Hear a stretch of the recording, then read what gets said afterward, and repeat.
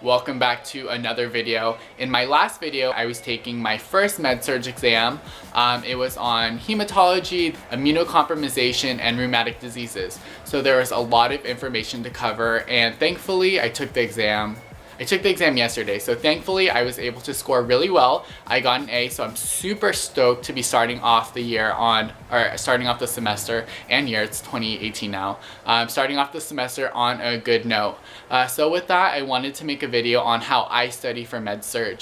A little bit of a disclaimer: how I study may not work for you, and how you study may not work for the next person. So with this video, I just want you to take some ideas and some study habits that you can employ in your own way to get the best grade that you can in Med-Surg.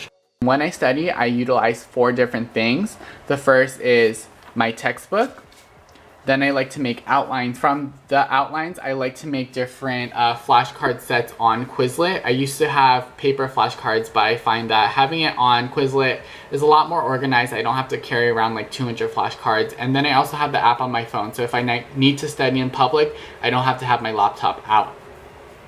So first things first, I will go to the textbook. I know some people don't like to learn from the textbook because sometimes information is too dry to read, or there's so much information. For example, this is only the first volume. I have another textbook just as big for the rest of Med-Surg. But for me personally, I like to read all of my information. The way my program is structured, we're covering so much information in a short amount of time, so I find if a professor can't cover a disease process in so much detail, or they have to kind of skip it to make time for other disease processes that might be a little bit more important, I refer to my textbook, so I have all the information here. To make sure that I am an active learner while I am going through my textbook, I like to take handwritten notes in the form of an outline. So for example, I have this outline for you. I was reading about hypersensitivity and the different classifications of hypersensitivity, anaphylactic, all the way down to delayed. And then I take this information and then I further condense it. So for example, type 1 anaphylactic can be allergic rhinitis or dermatitis medicamentosa. For allergic rhinitis, it's caused by mold and pollen. So I'm taking a big idea and condensing it down to small ideas.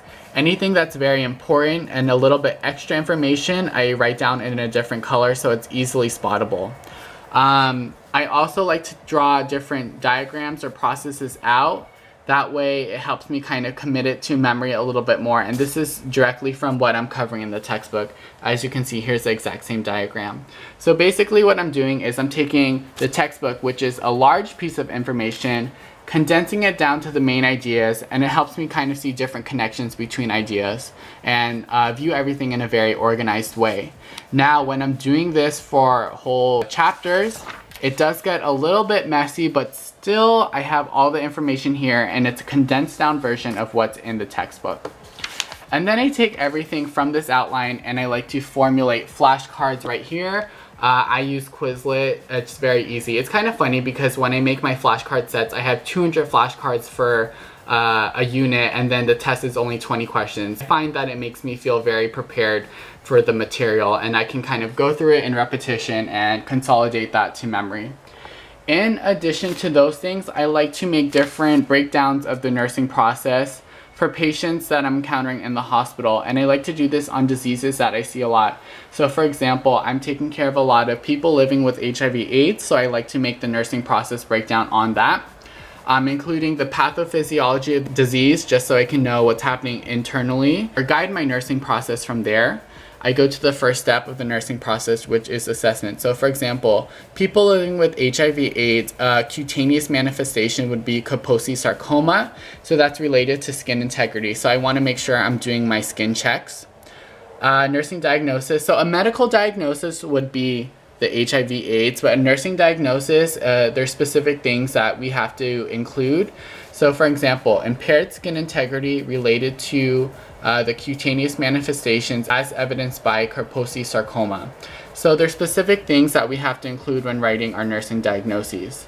After that, I go to the third and fourth step of the process, which is plan and implement.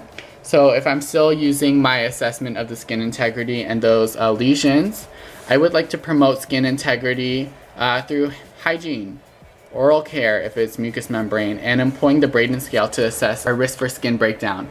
And then I'm evaluating those implementations, whether it worked or not. So if I do hygiene, patient skin remains intact, or patient skin doesn't remain intact, and then I would have to go back to this step and figure out how we can revise and make sure the patient's skin does remain intact.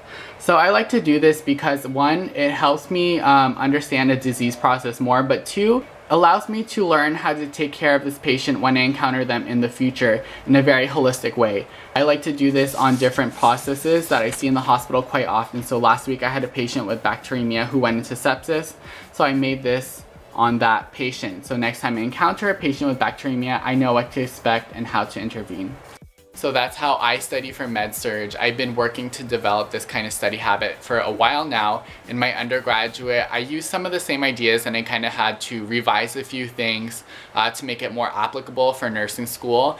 But I've been using pretty much the same thing for my other nursing classes as well, such as pharmacology, psych, fundamentals, and it's been easy to kind of transition from class to class. But again, find what works best for you. My big advice when it comes to studying for anyone who's not yet in a program, just currently taking their prerequisites or applying, find out what study habits work best for you now, so that when you're in a nursing program, which you guys will be in a nursing program eventually, you know how to study and you kind of hit the ground running. But yeah, I hope you guys enjoyed this video. Happy Valentine's Day, because it's Valentine's Day right now.